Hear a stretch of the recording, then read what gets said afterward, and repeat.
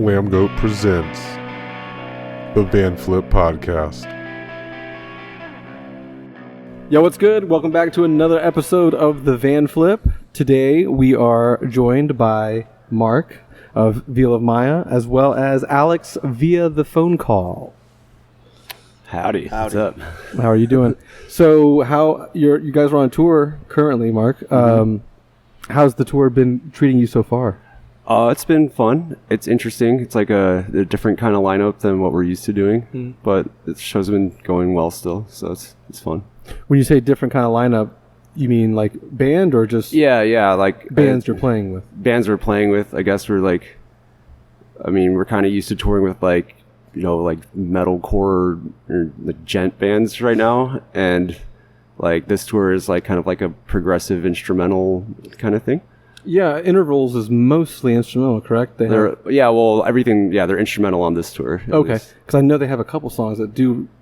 I think they had an album vocals. where they had a vocalist. Interesting. Some release of a vocalist. Honestly, I'm not super up to date with the Intervals as I should be probably, but that's just a drawback on my part. So the tour's been going well though? Yeah. Okay, for cool. Sure. You said something about metalcore earlier. One of the things that is brought up a lot, I guess, when you research Veil of Maya is the fact that your earlier albums were more kind of like gent, more I guess deathcore you would call it. But then I guess in the last album you guys had, was it like 2 years ago? Yeah. People classify that one more as a metalcore album. Interesting. I was just wondering what the progression was from like earlier on to current status as far as your musical sound. I think it's only vocals that people are talking about, and that's pretty much it. I mean, like when we first started touring, our label kind of pushed us in the death metal direction, and we'd be touring with bands with like we toured with Vader and like Malevolent Creation and like Necrophagus and Dying Fetus and stuff like that, and then they tried putting us like in the hardcore thing, like Stick to Your Guns and Ghost Inside, and that really wasn't working for us at all, like honestly. And then once we started doing like metalcore whatever, like or like Periphery kind of tours, then it started taking off a little bit more. Yeah, I mean, I found out about you guys around the It's Not Safe to Swim time, around that time frame, and it seemed like bands like you guys, Periphery and like Born of Osiris, were coming out along around the same line. Do you find that those, because you were saying you were having some trouble with shows like Stick to Your Guns and more hardcore type shows, do you find that it's better to play along more like your style of bands, or do you like to be exposed to other genres too?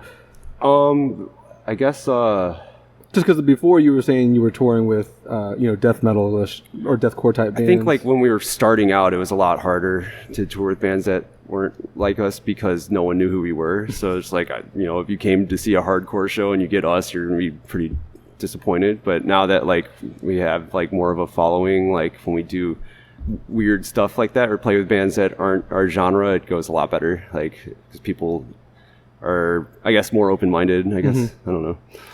So when you say like it didn't really work out as far as with when you're touring with hardcore bands, I just thought of like, do you can tell on stage that people just aren't into it enough? I mean, I wouldn't even say that now that it doesn't work out. Just like back when we were starting, it was just really awkward. Oh, okay. In the beginning. Yeah. Okay. I mean, we've done we've toured with some hardcore bands since then, and it's been way cooler. Okay, cool. That's good. Just because, broaden the horizon, so to speak, so you can get for sure more people.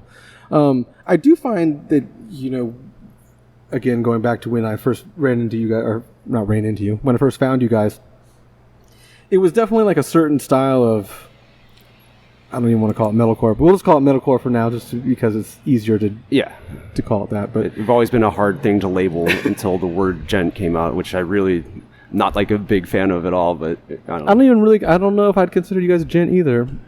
But it's whatever. Metal and metalcore to me are all the same. I just refer to it as it's just a good umbrella to put everything under. Yeah. But you guys came out on the same time like all those other bands, and the one thing I did notice for myself was it was a cross between like stuff like Between the Buried and Me, where it's very technical, technical guitar work, technical drumming, technical everything, time changes, just everything. Yeah. Compared with like really heavy breakdowns and just, really killer riffs. It's just kind of cool that all that kind of flourished together. And you're from Chicago. Yeah. Is that something that's prevalent up in Chicago, or were you guys just like a one-off, starting a whole situation?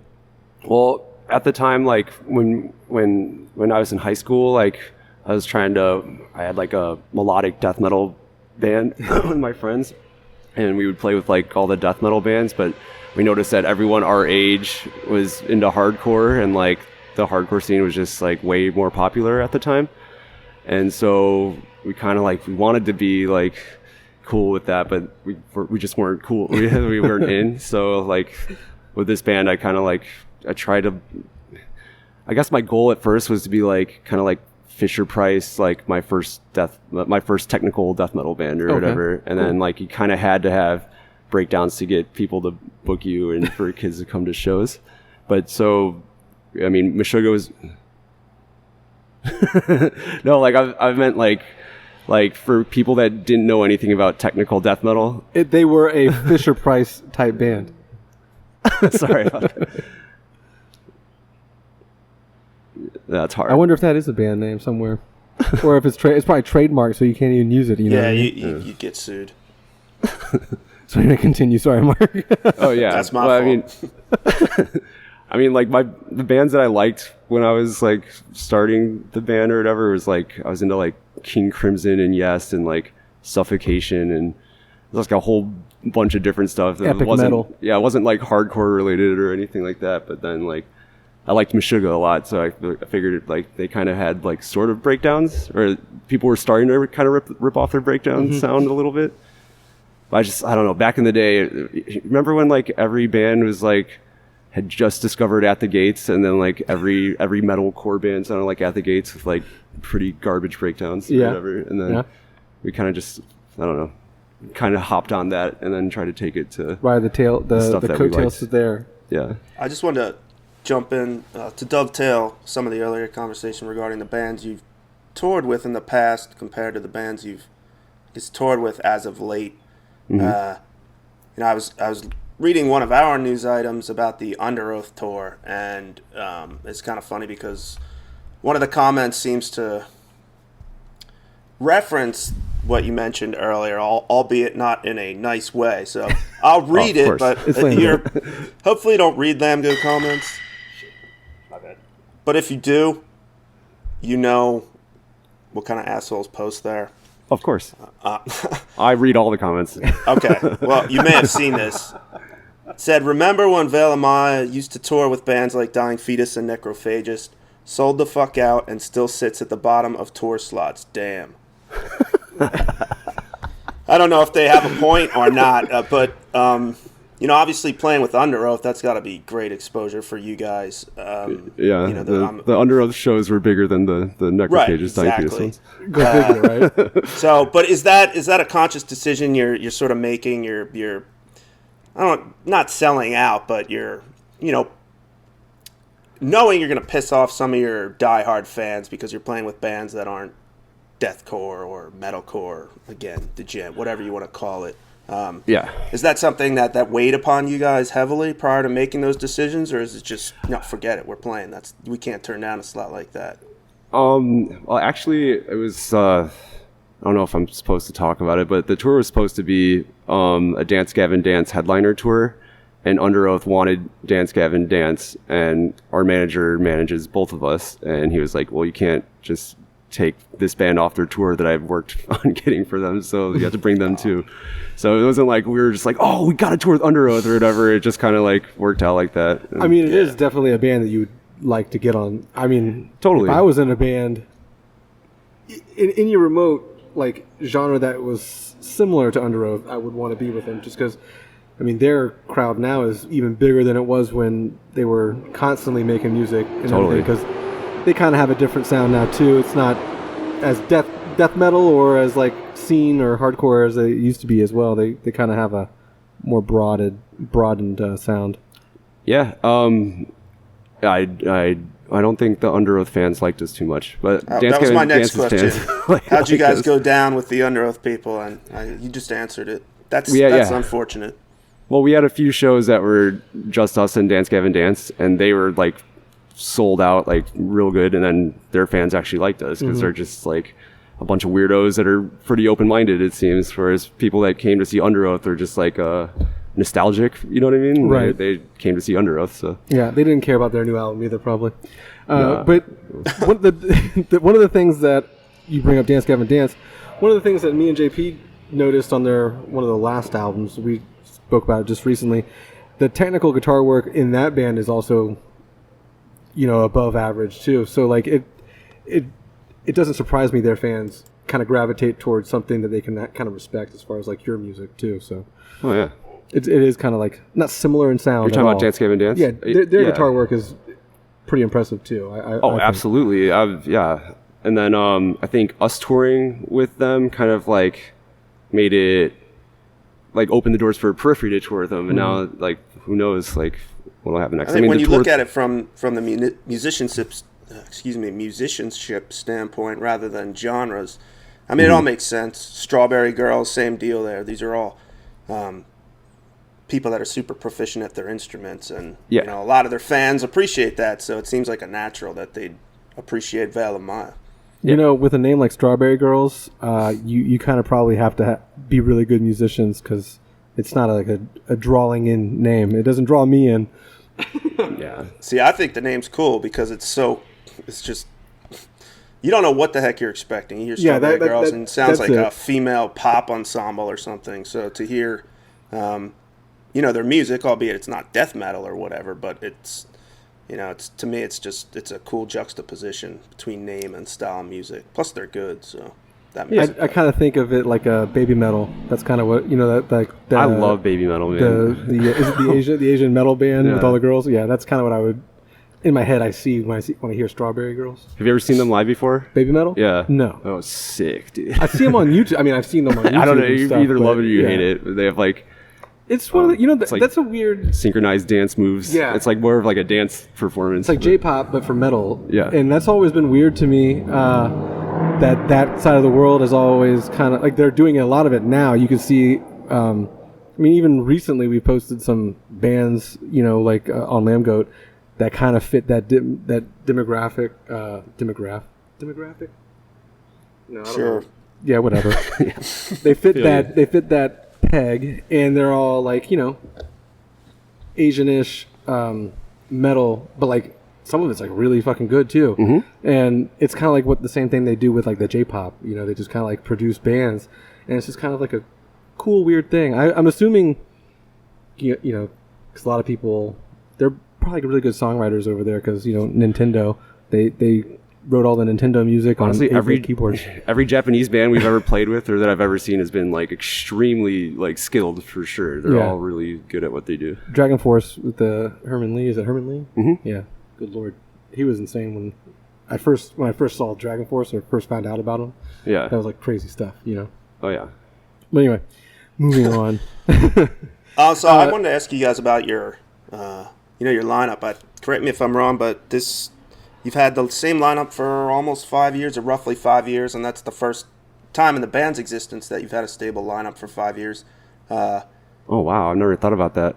But yeah, I think so. According to my research assistant, it doesn't exist. Wikipedia. Wikipedia. So, well, if that didn't occur to you, then perhaps it's not something you think about. But I was just wondering if that, that sort of lineup stability has been comforting after a few years of upheaval.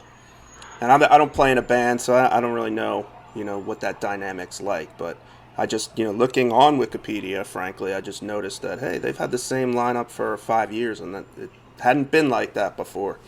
Mm-hmm. So, yeah, I just wanted you to comment on that. Does it feel rock solid, or we have another member quitting next week or something?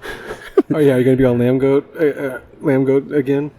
Yeah, I mean, honestly, you never it's hard to tell when stuff like that's gonna happen. You never really see it coming. You're not planning for it? No, I'm kidding. I'm kidding. Yeah, you don't want to plan for it. You don't want to. Yeah, exactly. But well, you're the boss of the band, right? I won't tell anyone what you say. I wouldn't say I'm the boss, but I write the music, I guess, you know. Right. He's the founder. You're the founder. Co-founder, primary songwriter. Yeah. Most well-known. But guy, it's not like I call the shots or anything. Like there's everyone I'm needs not to have their insinuating that say. you're some sort of dictator, but Yeah. you're the de facto leader. We'll say that. Okay. Which reminds me, your first singer is in Skeleton Witch now, right? Yeah. The one do on you our think about first that? album. That's great. That's awesome. Cool. I mean, that's probably why he didn't he probably didn't want to be in a metalcore band. He probably just like yeah. he was always listening to like black metal when we would be jamming. Okay, well that makes sense. Yeah. And the whole Brandon thing, because that was, I guess the tour some of bus? your fans that was a sore point for them when it happened. Yeah. Because they obviously liked the non-clean singing. Yeah. Veil of Maya or whatever. But I was never clear on what happened there. I guess it was chalked up as creative differences. I was just curious, was it that you guys wanted to pursue more melodic vocals and he didn't? Could you explain the creative differences? Yeah. Well, we were just gonna have someone like do a guest spot and sing on certain parts or whatever. That was like the idea, but I don't know. I think he just got I don't really know what happened. I was asleep during the night that he quit, but I think he just got mad and then quit. Mad about something. If I read properly on the internet, which is never false, it was a drunken argument. It might be a different argument. It was a drunken argument about the bus being dirty. Yeah. Okay. That's I pretty didn't sure see that. that's what people told me. And then there's just we were sharing a bus with Darkest Hour too, and so there was just in front of people, and there is I don't know what happened but other people were there and chiming in, and a lot of really crazy things happened that day actually. Well, oh man, a lot of crazy things happened that it was I forget where we were, but we were on the Mayhem Festival, and there was parties every week or whatever. And there was a big party that night, but the cops, bands only? Yeah, or whoever the guests were. Yeah. And then someone was peeing on a fence or something, and a cop saw it, or someone the cops got called, and the cops just started beating people up. Broke one of my friend's legs, and then one of the cops grabbed Phil, who was a drummer of Revocation at the time, and broke his arm. Wow. Yeah, and he was drum teching for Cannibal Corpse, but yeah, they broke. Oh yeah, I remember that. There was a lawsuit, wasn't there? Yeah. Oh yeah. There's videos of it. It was horrible. Yeah. Wow. To get a broken leg in a cop fight, that's got to be one of the hardest things to do, right? Because to break a leg is pretty hard, but I don't know how you're going to break a leg in a fight. Yeah. I didn't see that part. I saw a video of the cop throwing Phil and breaking his arm, but I didn't see the leg breaking incident. And his bone came out? Is that what you were kind of mimicking? Yeah. Well, you could hear the bone breaking in the video. But yeah, it was during that same night. I just had a weird vibe. It's something bad's gonna happen. I'm just gonna go to bed now so I don't get in any trouble. And then just gonna avoid everything. Yeah, and then we I think we woke up at Burger King the next day. Where's and Brandon? Where's Brandon? Yeah, Where's everybody at? Burger King. Yeah, and then Mike from Darkest Hour was yeah, I think he quit your band last night. I'm like, what? What do you mean you think? What do you mean you think? What's it was so casual. Yeah. Oh really? That's pretty funny. Yeah, but then I guess sucky but funny, you know. Yeah. So, and that I guess began seemed like it was a pretty lengthy search for a replacement as these things go. Obviously, you didn't have someone lined up because it was unexpected. Yeah. But as I had mentioned before, I guess that sort of heralded the entrance of melodic or clean singing for you guys. And as I look around at some of the comments as things were happening, and it seemed to be a mixed bag. A lot of people appreciate the versatility and that new element of Veil of Maya sound, while predictably the other half is just this sucks. They ruined the band. I read a few that were I liked Veil of Maya specifically because they still don't have clean vocals, and now they just threw it all away.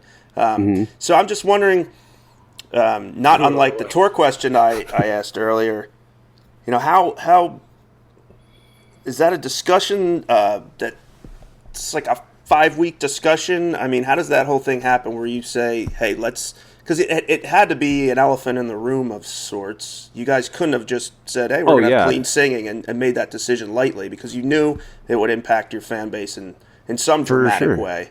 Uh-huh. So I'm just curious, the deliberations that go into that sort of thing. Take us through that.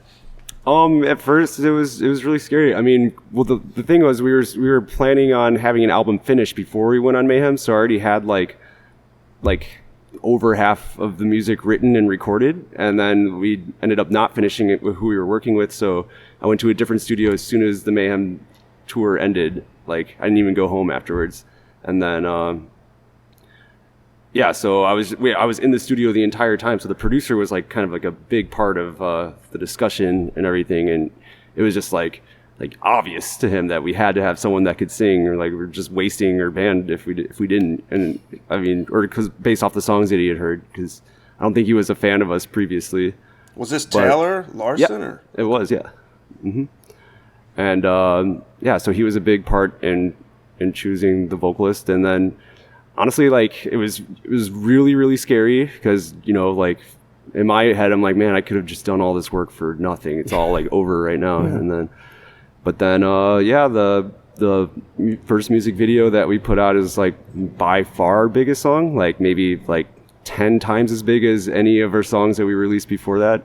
And like aside from the internet or whatever, like our band got way bigger like after that. So did Sumerian weigh in on that whole decision at all? I think they were pretty scared as well, but you know, like we were like one of their earliest bands, so they kind of like, you know, they trusted us and wanted to let us do what we wanted to do, and in the end it all worked out like pretty well, aside from some people that like it's always bring back Brandon or whatever. The discontented that are the loudest. So yeah, what are you gonna do? Well, I mean, you guys definitely get some streams on Spotify and stuff like that. Yeah, and for the songs with the singing in it. Yeah, exactly. the top one on there happens to be one of the ones from the newer album. Yeah. So yeah. Like, you could, I guess they could prove how much they like the old stuff by listening to it more, but go ahead. They just like talking shit. They don't actually listen to it or buy it or anything. You don't have to buy it anymore, just listen to it. Yeah, just exactly. Reminisce. Just constantly reminisce. But yeah, like I was there when we played the old songs, and I'm here now, so I can tell you exactly like how good we were then and how good we are now. Like, you know. How good are do you guys... Things are better now than they were back then. Creatively or just as a group, or... Oh, I mean, creatively, it's the same. I guess it's harder because the more albums in a technical band, the more times you have to try and outdo yourself or whatever. Yeah. Is that a problem? Well, not a problem, but it's like obviously it's something that just looms in the back of your head all the time. It's just hard to be like older and have the same inspiration that I had when I was like 19 or whatever. I guess. I think because this is something I was thinking about earlier this week too. Bands that like you've been around for a number of years, over 10 years now at this particular point. Mm-hmm. What are you inspired by when you were younger? I think all those bands broke up. Yeah, you're easily inspired. I think when you're younger, and when you're older, it takes a little more to inspire you. As far as like finding something that's like, oh shoot, that sparks your creativity. It's really hard, man, to find stuff nowadays. I feel like, and then now like, it's funny watching like I guess like the Warped Tour scene kind of scramble for what to do, because Warped Tour is not like a thing now. 3 shows now. And copying off Bring Me the Horizon hasn't worked for anybody except for Bring Me the Horizon. So like, it's just funny watching everyone like, what do we do? Like we actually don't know how to write music. So I got a couple songs. I got a couple questions running in my head, but I want to keep up with the whole like creativity thing. When you were younger in the band, Sumerian kind of had these bands. Periphery was one of the bands I noticed on YouTube, at least. Mm-hmm. They seemed to all live together, like in the same house. Was that something that you guys did too? Like they kind of look like streamers, like Twitch streamers or Twitch gamers. They all live in the same house. I think you're thinking of Born of Osiris. That's it. Yeah. All three of you guys are all like the same band in my head, especially if I think about it back in the day. But yeah. Actually, yeah, they I think when they were like kids, because they've been a band since they were like 16 or 17 or whatever, and like I heard like back when they were really young, World of Warcraft almost broke up the band or something like that because they were like only were doing that. Hey, World of Warcraft killed a lot of things: Yeah, relationships, jobs. Mm-hmm. So yeah, so you're correct. I guess they were kind of like that. They all had like cool computer setups and were still playing WoW or. But you guys live separately or whatever, and. We tried the band house thing like a long time ago. It was fine. It just I think girlfriends happened. Yeah, that tends to happen sometimes. Yeah. That does tend to happen. Yeah, that happens to pretty much every band house, I think, and then that's what's usually the move. Can you survive it? Can you not? That's the question. Yeah. Creatively, though, speaking back to that, your inspirations were more prevalent when you were younger. So, like, what was inspiring your early records? Back in the day, I was like a huge fan of like technical death metal. I liked like obviously like Suffocation a lot. I liked Cryptopsy. I liked Gorguts and Meshuggah, and then I liked a lot of 70s progressive rock like Yes and King Crimson and like the Mahavishnu Orchestra, I guess. And then I also liked band. Hell yeah. Intermounting Flame, that's my album. Yep, same. Exactly. And then I also, I guess like someone showed me a video of a band called Seven Angels, Seven Plagues. Yeah, that's and like before they turned into like Misery Signals. Yep. And then I saw like moshing, and like I thought that their breakdowns were better than the other bands that I had been exposed to at the time, and so I kind of like mixed all those influences and tried to make like a Milwaukee metalcore band, I guess. And, yeah. What's changed along the way from then to now? Like, what inspires you now as far as like, it doesn't have to necessarily be music, I mean, obviously that's what people are going to gravitate towards most, but I mean, like, do other things outside of music also inspire you and come across in the music? Yeah, like music doesn't really do it for me that much right nowadays. I have to like, I don't know, obviously like watch, TV shows or like read or whatever. Doesn't do it for you? Haven't you heard the new Ariana album, man?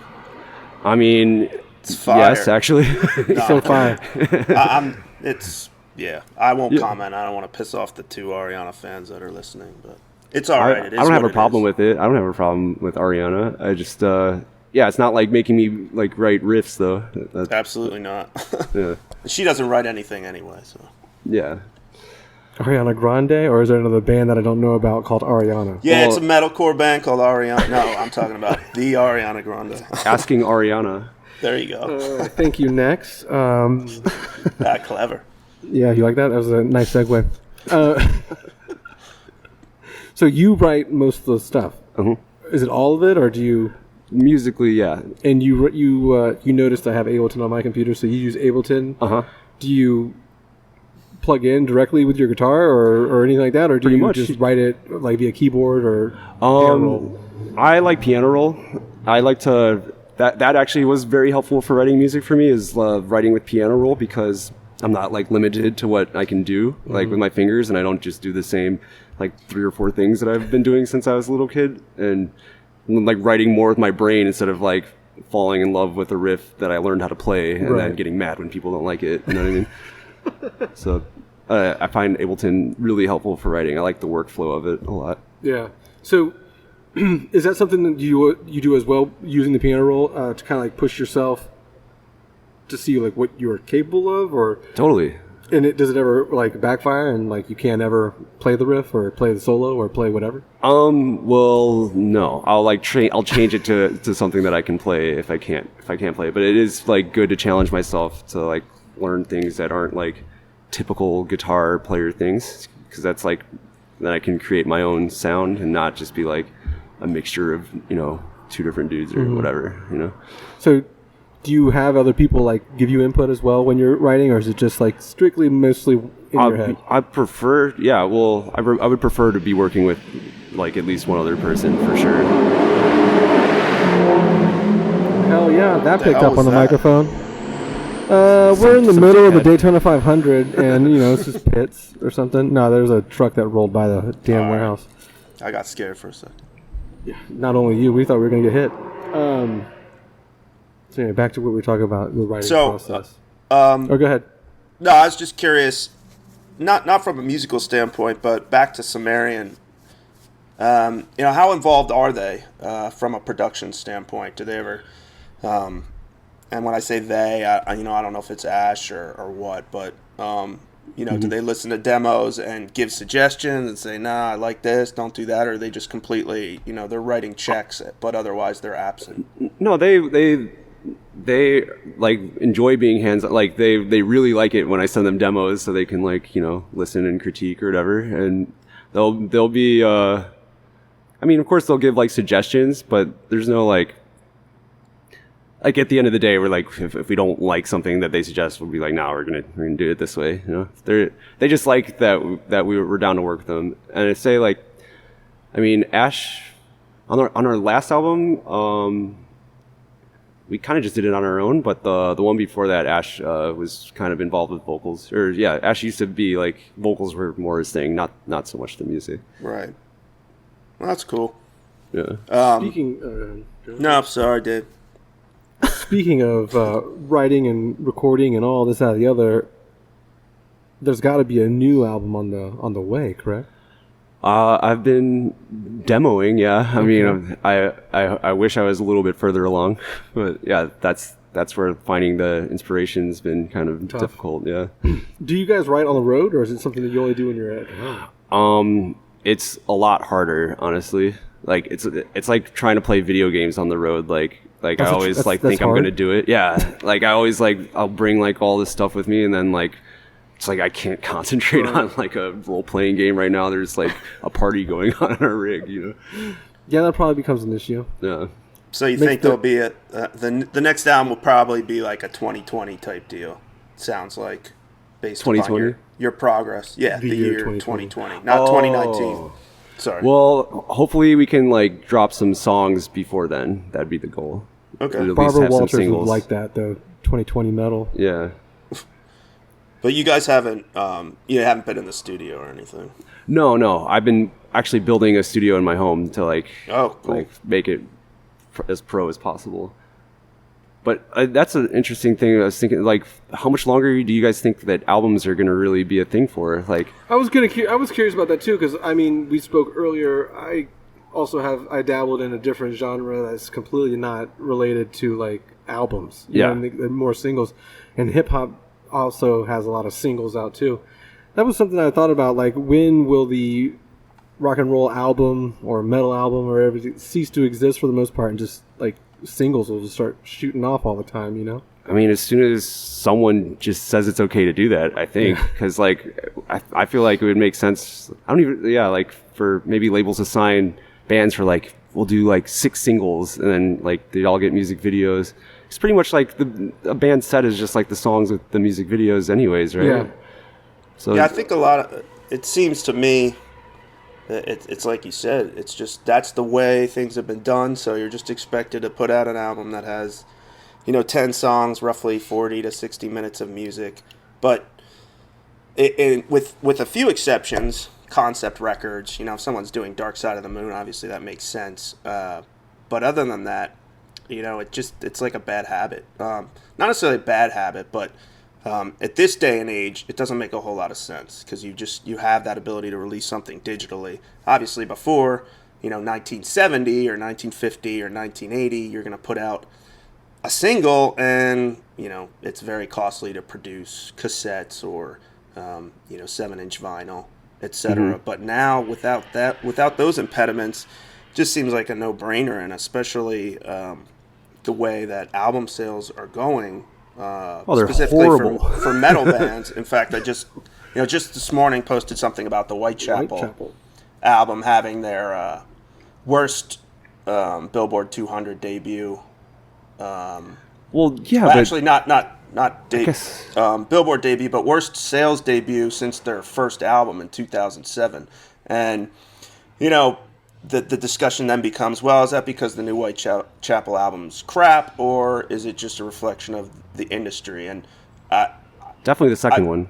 for sure. Well, yeah, I'm not even suggesting it's the first. I haven't heard the album yet, but it's definitely the second one. Yeah, no doubt. I think one, because we ran into this thing with Suicide Silence before when their album sold a third of its predecessor. Now that, unlike Whitechapel, that album was seemed to be, again, I'm just basing this upon the echo chamber, but roundly criticized by their fan base. So I think a good portion of the lackluster album sales were people genuinely being unhappy with the album. I don't get that impression with Whitechapel.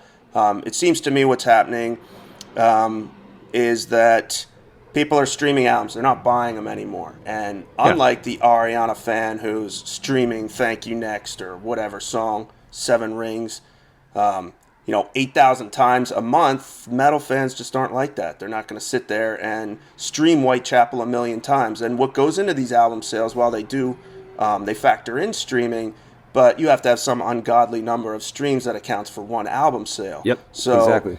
People aren't buying the CDs, they're streaming them, and while that works out for Billie Eilish or Ariana or whoever, it clearly doesn't work out, again, with a few exceptions, for bands like Whitechapel, and all of a sudden they're only selling 4,000 or 5,000 albums, and now they're debuting at 150, 170, or not even cracking the Billboard 200. So just to circle back to the previous discussion, certainly from a sales standpoint, it doesn't seem like it makes sense to release albums. Yeah. Well, I mean, like, how old were you when you were really into buying CDs? Probably 14 or something like that. Well, I bought CDs up until starting Lambgoat, and then they were just all sent to me, and I stopped buying CDs. But that's a plus. But it was definitely a teenage endeavor for the most part. There's a few CDs I'll buy that I really want, but for the most part, I'll buy a CD. I'll stream everything. I'll buy a CD. But I'm an Apple Music subscriber, so if you ask a teenager, they don't know about buying CDs. They don't have CD players. Right. They've never owned a CD player in their life. They've never bought a CD in their life. And that might be also why vinyl is getting bigger too, because that's vinyl's the one thing that's been going for forever, and that's cool for sure. Well, something I realized too recently, and I brought it up in previous podcasts. I like CDs currently now. Yeah. Because it sounds better than streaming. Does it? That's kind of like a weird, but vinyl sounds better than CD. You know what I mean? Kind of like one of those. I never bought that whole audiophile vinyl sounds better than CD thing. It's different. It's slightly different. It sounds different, but sounding better, not really. Not for me. Perhaps if I'm listening to, the Rolling Stones or, I don't know, something like from the 60s or 70s, that vinyl sound works out well. But if I'm going to listen to metalcore, while it is different, I just, the whole this is better and the only way to listen to it thing doesn't really jive with me. Yeah, but kids just the only CD player they've ever seen is their Xbox or whatever. Their mom's or dad's CD player. Yeah, and we're how are we? I don't know. It just doesn't make sense how the industry is so focused on album sales still. Singles would be a way better situation. Just if there is no album, then you can't judge a band on how big, how many sales are. You guys could just crank out because you guys write and record. Do you record your own stuff too? Or do you go to a studio to record it? We usually go to a studio. I would just record the demo. But you're creating a studio in your house. Do you plan on recording there? Yeah, well, then I could send the guitar files off to have someone else mix it or whatever. Okay. Yeah. But even if you were doing that, you could feasibly do a single each month. Yeah, you know what I mean? Totally. And that I could do a single on the tour, dude. Yeah, that might be even better for your, I don't want to say your revenue stream, but that could even be better for your fan base, better for promotion, for everything. Yeah, because you're constantly releasing something, and that's weird too. I guess again, the electronic and hip hop pop world, that's what they have been doing recently for the last couple of years, and I never really noticed it up until I read his article this morning about the Whitechapel thing. Oh, okay. And I started thinking to myself, why wouldn't they do that, or why don't they do that? You know what I mean? But I guess it is stuck in the old days of albums. It's just I guess it's up to the labels to kind of make. Well, then what's the point of a label? Who's gonna to give you money to make the music video and record and stuff? But a lot of that stuff is cheaper than it used to be too. Yeah. If you have if you know some people that are into those industries, you know. I mean, audio production is way cheaper. Oh, I mean, you could still go to a top-notch studio and hire an expensive producer if you want, but there's tutorials the on average YouTube. music listener is not going to know the difference between a Neumann microphone versus an SM58 or an $80,000 two-inch track, 24-track tape, and Pro Tools or even GarageBand. I read some article in Rolling Stone 2 weeks ago that was just mentioning how some of the GarageBand demo tracks actually end up in the final produced product. Yeah, there's probably GarageBand on the radio. Oh yeah, 100%. Yeah, especially maybe not in the metal world, but in the other genres, there's definitely GarageBand going on. Yeah, I love GarageBand. Which is weird. It's good. It's a good. I should say it's a good introductory digital audio workspace. Yeah, you can load plugins on it, so it's right. Yeah, it's that's all you need. It's way better than what it was when I was in a band. That's for sure. It's a lot more intuitive now. Well, even the virtual instruments are pretty damn good. I'll say not all of them, some better than others, but in that article they mentioned the dedication and diligence with which they record these instruments. Hundreds of hours spent recording guitars with different strings and pushing the string on the fret a different way and incorporating all of that into the product, which they don't make any money from. Obviously, they have the money to do that, but they have a dedicated GarageBand team that like 10 people that's all they do all day is improve GarageBand, which is awesome because it's, again, a free product. Well, they also, a lot of people fall in love with getting samples too. And so a lot of people sell sample packs, and that's for any genre of music. So it wouldn't surprise me that they have people doing guitar noises every which way and however way they could possibly try it. So yeah, well, clearly revenue is not a concern for Apple because they have so much damn money. But they run the world. In any case, circling back, to the label album thing. Obviously, you guys, I guess he produced one of your albums, Misha from Periphery, and as you well know, they're no longer with Sumerian. They went out on their own and just released their an album independently. P4? Right. How closely did you watch that whole situation transpire, and has it given you pause when it comes to continuing with a record label? Is that something you guys have pondered? I just want to get your whole take on that situation since you're so close to both Sumerian and Periphery and that dynamic. Well, it was interesting because both sides were doing interviews around the same time and giving so I could see it from both sides. But Periphery's kind of always been that. They had a different kind of deal than any other band on Sumerian. They were on 5 record labels, I think, not just Sumerian. Oh, wow.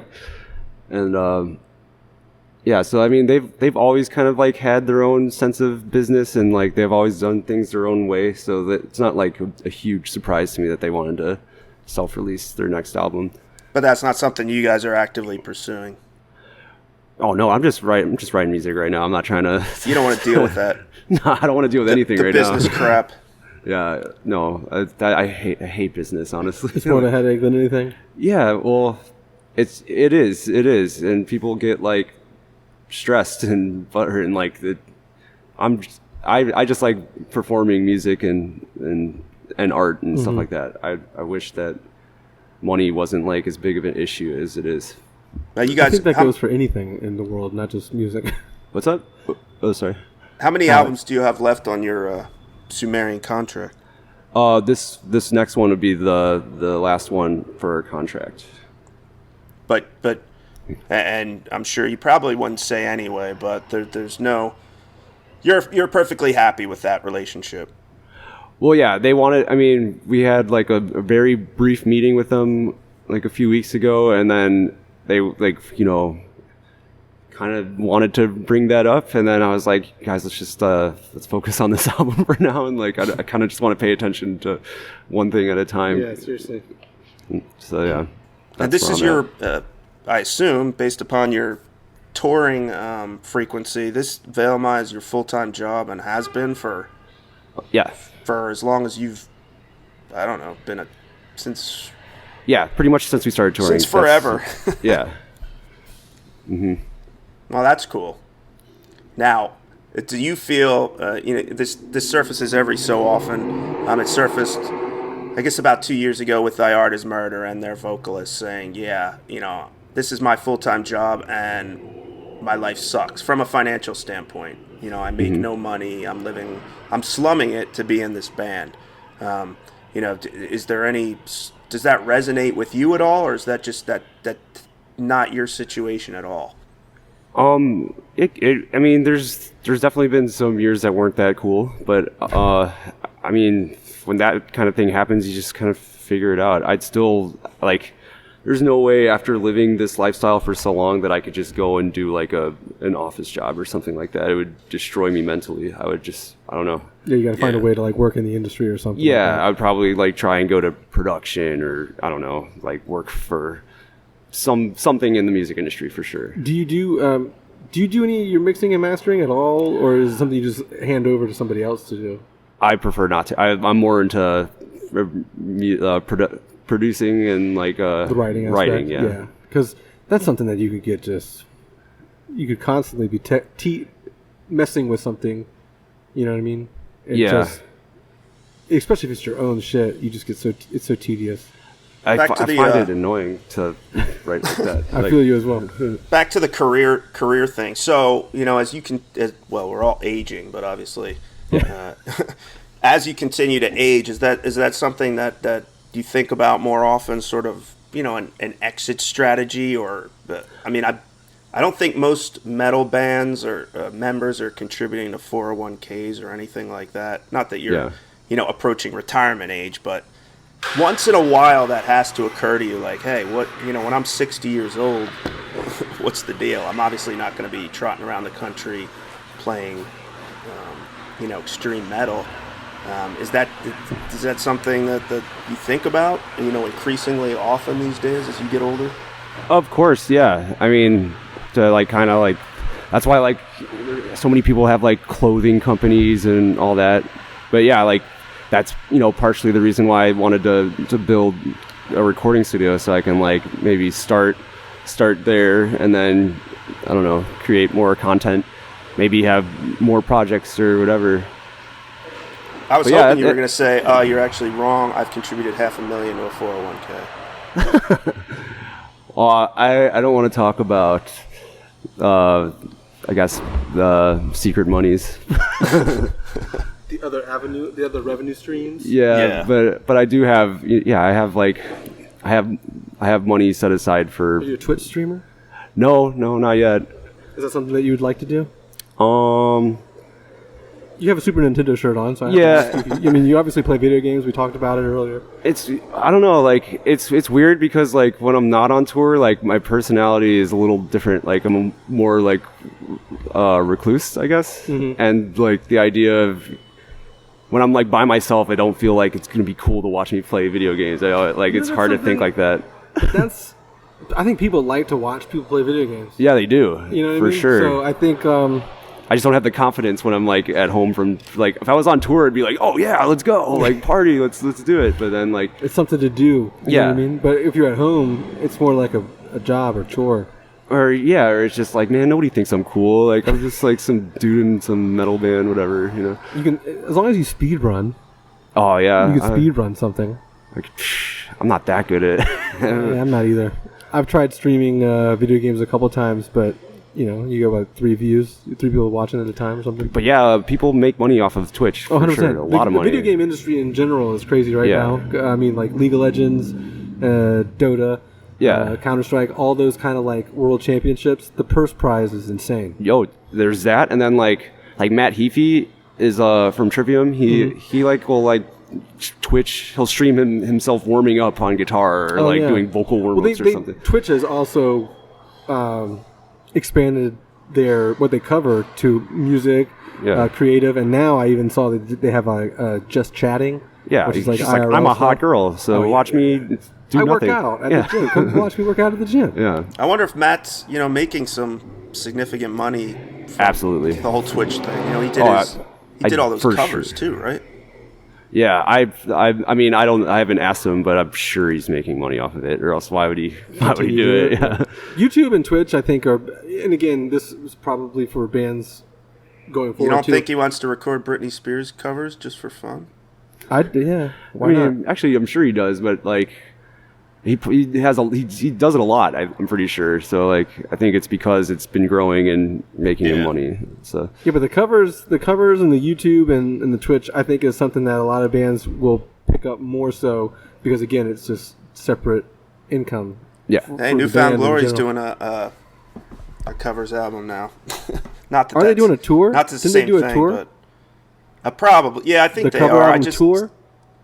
I saw they just released a Eye of the Tiger cover. I think the whole album is all their take on covers, which is second one fine. they've done. Although one might claim that cover songs are the refuge of the creatively spent or bankrupt. Not saying anything about Newfound Glory in particular. No, we're just talking about Weezer. Oh, Weezer. Well, yeah, same deal there. A lot of people would say their best songwriting days are behind them, and their covers albums sold better than the Black album they just put out. So yeah. Oh wow. Wow. Well, everyone wanted that Toto cover, man. Oh God. I haven't heard it. They covered Toto. Yeah, I think a lot of that. I don't know exactly.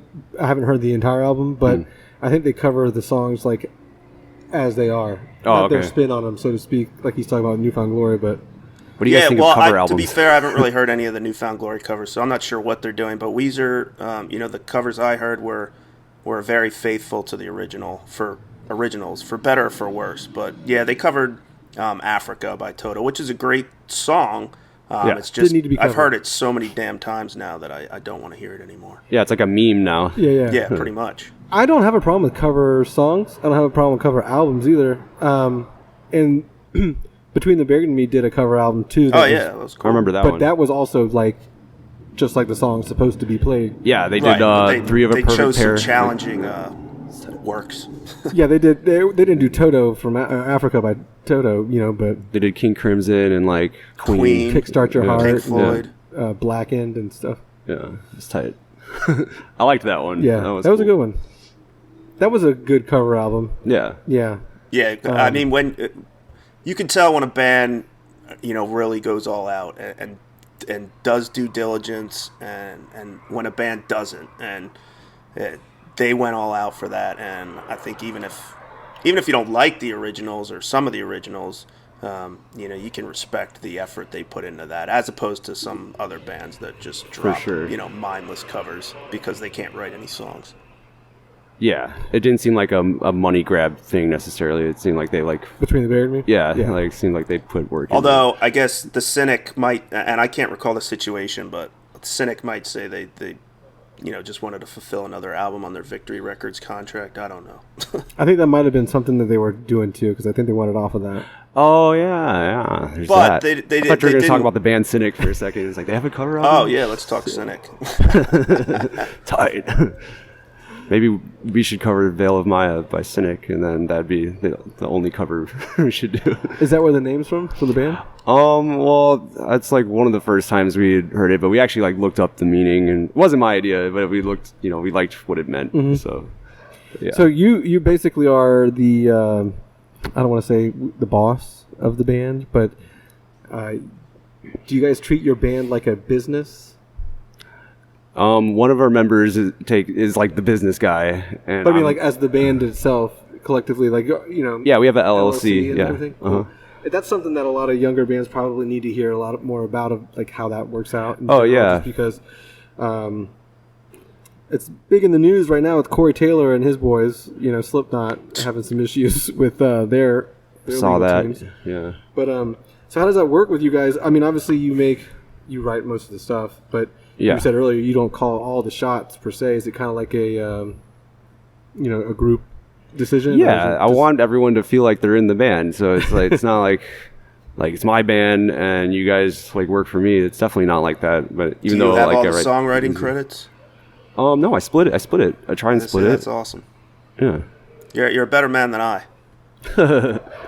Well, I mean, what if I'm like a complete dickhead and I'm a hard dude to deal with? So like, at least like make sure everyone's making the same. You got to compensate them for your bad attitude.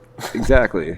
Yeah, it's weird. It's weird to find out how like the inner workings behind the bands are going now, because like we had Franz on from Attila, and you know they gave some of his dudes in the band severance packages. You know, I think we do that, or yeah, like our manager does that for our bands when they like to make it like so they don't go public on the internet just hating.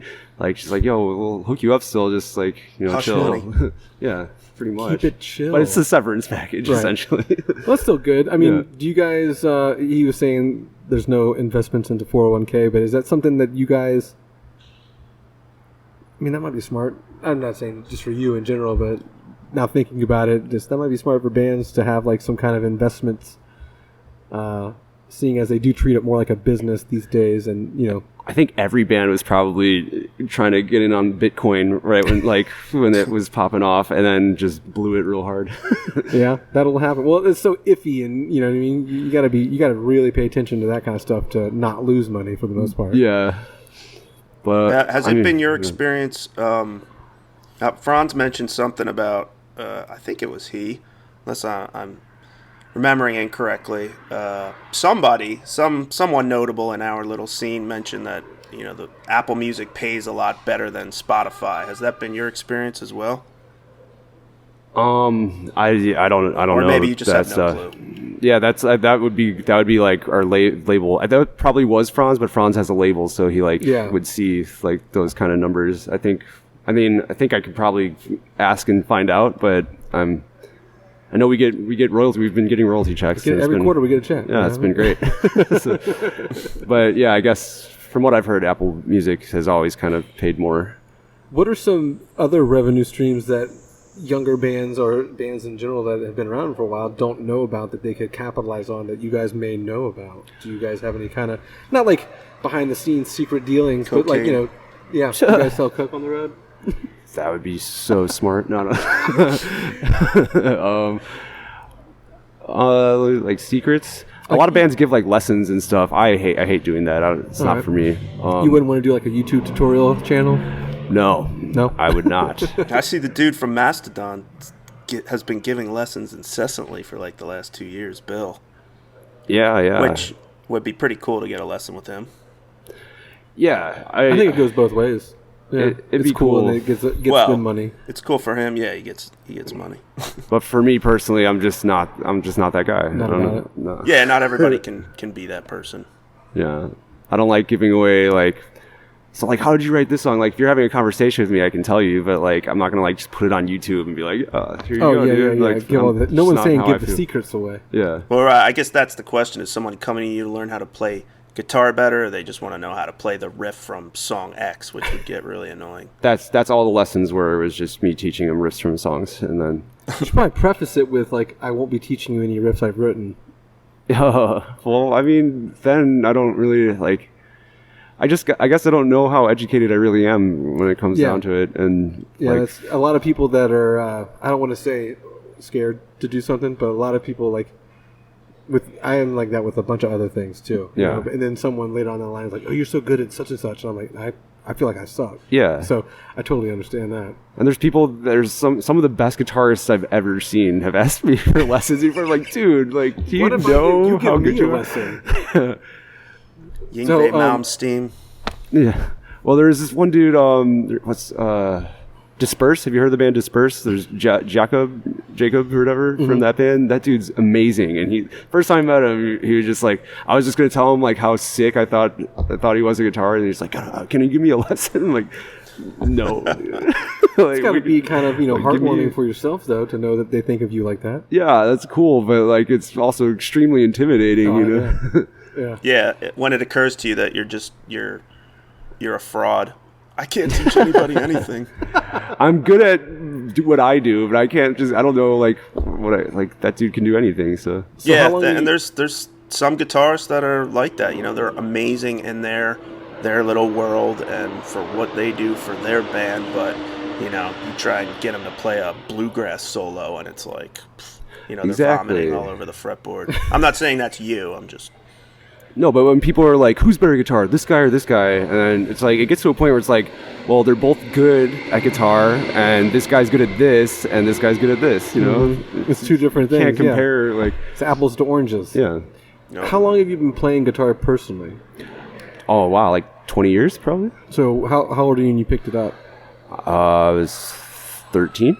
Did you start with lessons, or did you start messing around? No, I with started from, like, learning tabs on the internet. And then I, like, started learning songs by ear after that, and that was, like, what, like, got me the most improvement, was learning by ear. By ear? Yeah. Because I'm just starting to learn the guitar. Oh, okay. So, yeah, I have an acoustic You're a little guitar, late to the game, man. I am, yeah. It's hard when you're older. Yeah, 100%. It's hard. Yeah, I've always wanted to learn guitar. I've always wanted to learn guitar and piano. Yeah. But I've never learned either, so this year I was just like... It'd be like trying to learn, like, Spanish right now, you know what I mean? Like, I'm also trying to learn French, so, it's Oh, close Hey, enough. I am trying to Gotcha. learn Spanish. Again. This is like the 10th time I've started.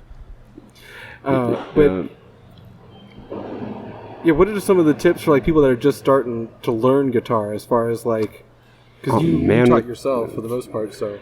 Man, nowadays, though, there's YouTube, man. You can learn anything. I'm camping out Yeah, on YouTube. I didn't have so YouTube when I started to play guitar. I'm jealous. Yeah. Right. I didn't, like, when I heard sweep picking, I didn't know what that was. I didn't know what it looked like or whatever. And then, like, I saw someone doing it, and, like, I used to have to, like, buy VHS tapes off of eBay of, like... How to? Yeah, like, or just, like, how to, like... Even, like, I remember, like, I held my guitar pick wrong when I first started, and I, like, saw a picture of, like, Cannibal Corpse, and they were holding their guitar pick differently, and, like, it's like, oh, I gotta learn like that, like that picture I saw. That's crazy, yeah. I get, the internet definitely has helped out in more ways than not, but... Yeah. I bought some book called, like, The Heavy Guitar Bible at Borders, which doesn't exist anymore. This is how long ago this was. And I tried to learn from that, and it just completely turned into a frustrating experience because, it's one thing to see a video of someone playing, but reading about the pentatonic scale or whatever, and then and trying to play that, it didn't work out. So kids today don't realize how hard the older people had it. Seriously. And now kids are so good at guitar, it's crazy. At a younger age, too. Yeah. Yeah. Although... it's still funny to me how someone could be so technically amazing but not capable of writing any song whatsoever. That still kind of blows my mind. 100%. Yeah, But there's a lot of those creativity and people know-how out are there. completely different. I would, almost, like, probably most of them, they can't, like, write cool music, but they're really good at guitar. But That's why there's a lot of cover bands and not that many original bands. Yeah, Yeah. that too. well, that's why I write music on piano roll, like I was saying before, because it's So who it's not are like, Mark? Who are some of the who are some of your peers that you look up to from a musicianship standpoint? Oh well, I mean, all of them, I guess. Like Everyone. I everyone want you we to tour name with. names. Well, like I could do it like chronologically. That probably makes sense, right? Like, Well, I don't want guess- to. I mean, I don't want to cause you too much duress here. I just didn't know if anybody came to mind specifically. Off the top of your head. Well, I mean, growing up, as soon as we met Born of Osiris, they're from Chicago too. So we met them like before they got signed. We used to play shows together, and like we all kind of came up together. And Cameron, the drummer, like wrote and played every instrument on their first album, and he was like 17 years old. And Wow. I was just like, what is going on? Like, how's he doing that? And I found that like kind of like healthy competition. Like, man, like he can do all that. Like, I gotta step my game up. I gotta like write everything and I don't know, get better. But then Michael Keane from the Faceless, like he recorded their first album, then he recorded ours, and then he was a big influence on me. And then like Misha, obviously, and like Tosin. I guess just like everyone that I've spent a lot of time with, like she's just been like, it wears off on me when people practice guitar around me. Like makes me better, Right. If you surround even if I'm yourself not with, even playing. good people or Exactly. better players, you're going to be a better player. No, and that's true. Like even like every time I'd tour with Jason Richardson, like I would get better at guitar just from being around him. I would like want to practice more because he practiced all Yeah, day. you push each other and stuff too. Yeah. It's crazy. Alex, we're probably going to have to wrap it up here in the next 10 minutes. There's a video shoot going on. Oh, yeah, that's sure. What that is. Yeah, there are people are getting ready to do a video shoot in the other room. So, I just wanted to, what the heck was I going to ask you? Oh, you just brought him up. Michael Keane from The Faceless. I guess he produced two of your records, right? Yes. All right. You still, I mean, a lot of people are pretty much aware of the whole Faceless saga. You talk to Michael anymore these days? Like, what's going on with that band? I saw him at NAMM recently. They're gonna go on tour and stuff soon. Actually, our tech EJ is their manager, so he still talks to them every day. And it seems like everything's going well right now. Seems like I think he's got a new girlfriend and she's keeping him good. And yeah, well, that's cool. Things are looking up for them. They usually go do that sometimes. Yeah, they're in that unfortunate. They're in that unfortunate position where, any post about them, a tour, show, whatever, it's like, they're going to show up and play. And, I'm hoping they can extract themselves from that sort of I think they will. reputation. I think they're going to, because I think it's going to be probably the same lineup as the last tour that they did, and then it's just moving forward. EJ seems very confident in it, so I'm just gonna trust him on it. Yeah, he's been down for the cause from day one with them. Yeah. And you're touring with Attila. Since we mentioned Franz, you're touring Europe later this year, right? Yeah. Have you toured with Attila before? I'm assuming you have never. At some point. No, we've never toured with them. We've always just maybe ran into each other at party or something like that. And I think everything's all cool, but we've never toured together. Well, that's cool. That's surprising. Speaking of Attila, is there any beef that you wanted to squash while you're on the podcast? What? Now that you solved the Franz, Frankie, Amir, which Mark, if I don't know if they're really gonna resolve the whole thing, but if you had to put money on Frankie or Franz in a charity boxing match, they solved it on Twitter the other day. Yeah, we saw. know. Oh, okay. We were tagged and all that good stuff. I just want to know who would win that boxing match, and I want it on record. Man, I don't know. Damn it! I'd have to go. I'm just gonna go off of my own top of the head.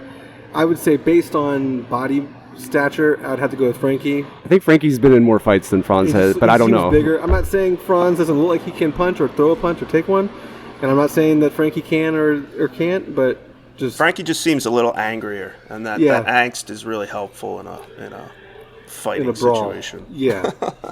Would that be a tour you'd like to be on, the Attila and Amir tour when they get back together? Yeah, for sure. Why not? So do you want to squash some beefs? Squash some beef? I don't got any beef. Do you want to start some? Yeah, dude. We can start some. Who should we call out? I don't know. Somebody big. Yeah, someone big. Ooh. We'll do start shit with Creed or something, Totally, yeah. They're safe to start shit with. Fuck that shit. Yeah, strap, dude. Come on. It's not my shit. Get your shit together, bro. I don't listen to that, so I don't know. I don't like it. What is the off the wall collaboration that you would like to have? Because we just saw Billy Ray Cyrus do some stuff with a rapper. Yeah. What's the most off the wall shit you would like to get to put on record? Well, I mean, I have a lot of friends that are getting into the hip hop world, and then a lot of them that are in the electronic music world, and that's honestly more realistic. but being from Chicago, you should have ample fingers in both of those genres. Yeah, well, all my friends in Chicago are house music DJs, and that's not my thing. We'll get you there. Honest. I'll get you there. All right. I'll send you some stuff. But yeah, before we wrap up, I just wanted you. Are there any up and coming bands you can recommend? Attest to. Yes. Give me some names. Lately, who should I check out? I've liked these two Japanese bands recently. There's one called Passepied. It's Passeppied. I like that band. And then there's one called Soko ni Naru. And those two bands are my most recent discoveries that have been sounds like anime. Yeah, it sounds like anime music, I guess, but it's very technical and cool and fast. Even that Soko ni Naru band will be I think they're starting singing and stuff, but then there'll be like blast beats too. It's cool. Oh, well, that sounds wild. All right. Thank you. I will check them out. Oh yeah. All right, I think they're going to start the video here. shoot? Yeah, I think you can hear it now. So we got a rap video shoot going down here at the Toontown. That's pretty cool. Sometimes happens, you know. Any final words, Mark? Well, thank you guys for having me on here, and thank you so much for coming on. Appreciate it. I'm sure we'll have a new single to promote, like within the next month or two. Yeah, so just send it over. You know, we'll get it on. Alex will post it on. Can't wait to read the comments on that. They will be glowing, I'm sure. Yeah. Is it a bummer when there are no comments? Is it more of a bummer when there's no comments, or do you like the comments? I already know what to expect. I was really into the whole sheetrock thing. That fad was really fun for a while. I don't even know where the hell that came from. A question someone wanted me to ask you, when are you guys going to tour South America, Latin America? Oh, yeah, come to Brazil. I don't know. I don't know. We'll talk about that for sure. Okay, well, it's not I mean, I'm here, so that's probably not the answer they were hoping for. No. Well, I mean, we've been touring a lot with Dance Gavin Dance, and we've hit, I think, 3 continents so far, so might as well just get them to do South America. Just do all 7. You guys would do all 7, play like a show for some penguins in Antarctica. Yeah, come to Brazil. Yeah. All right. Well, again, appreciate it. Thank you for being on, Mark. For sure. Yeah, and that's basically it. So, good luck tonight at the show. Cheers. And going forward. Thanks, Anything guys. else, Alex? Nope, that's it. Thanks again, right. Mark. Much appreciated. Cheers. Hell yeah.